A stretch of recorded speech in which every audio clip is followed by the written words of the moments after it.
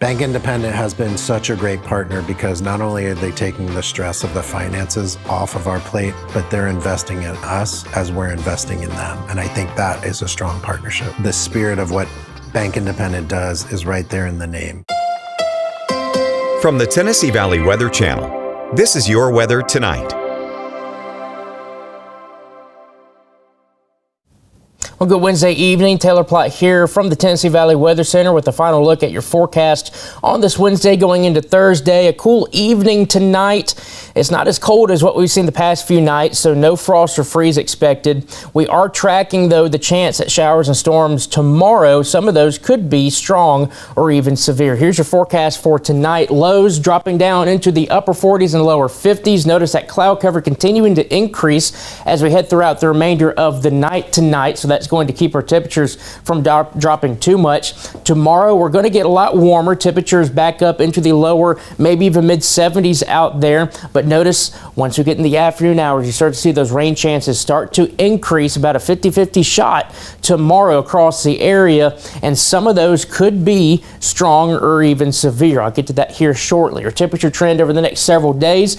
Brief cool down Friday and Saturday. Friday could be a pretty dreary day out there. Saturday and Sunday, absolutely fantastic, abundant sunshine. We warm back up into the upper 70s to around 80 degrees on Monday. Another cool front moves in Tuesday. That will drop our temperatures back down into the 60s towards the middle of next week. Let's talk about that storm risk, level 2 out of 5 across the area. This is what we call a wind and hail driven slight risk as opposed to a tornado risk, meaning we don't really see a big tornado risk with this. The reason the slight risk is here is for damaging winds and that hail potential. There's a chance that they might upgrade part of this, but I think it's pretty good with a slight risk right now. So let's go hour by hour, kind of track things out here. Notice our temperatures in the 40s and 50s tomorrow morning, maybe a few spotty showers.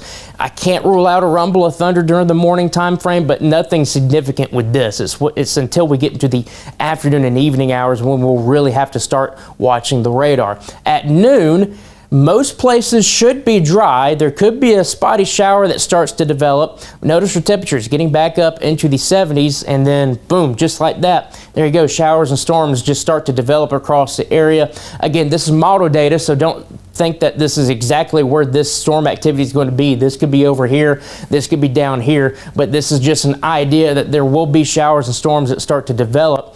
Probably between 2, 3, maybe 2 and 4 p.m. at some time, that kind of mid-afternoon is when you should start to see those showers and storms pop up. Once we go throughout the evening, notice how all that starts to shift further to the south, and that's where we probably will have what's called an MCS that develops as we get a big kind of area of what we call a cold pool going on that kind of propagates showers and storms further and further along. So there might be a slightly higher risk of damaging winds to our south, but I think we still have that risk here in place with any storms that develop. 8 p.m., most of this stuff that you see here is just kind of lingering back behind that big cluster of storms, kind of stratiform rain, maybe some embedded thunder and lightning with it, but nothing severe with this. That lasts for a few hours, and then we'll start to cool on off and dry out at about midnight. Should see mostly clear skies, but watch what happens once we get into the early morning hours on Friday.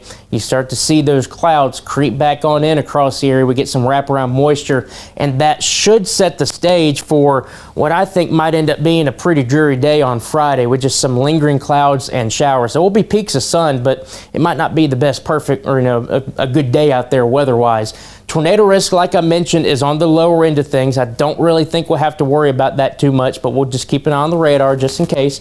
Our main risk is high wind and the hail potential, and that hail could be pretty substantial. Could be upwards of ping pong ball size, maybe up to golf ball size. And the damaging wind risk, we'll still have to watch that 60 to 70 miles per hour as possible. But like I mentioned, once you get that kind of propagating line of storms, I think, to our south, that's when your higher wind risk really starts to come into play. displays. But again, damaging winds and hail, those are our main threats here tomorrow. That's that Friday that I mentioned, kind of lingering showers, probably a dreary day out there, but look at that. Saturday and Sunday is absolutely fantastic.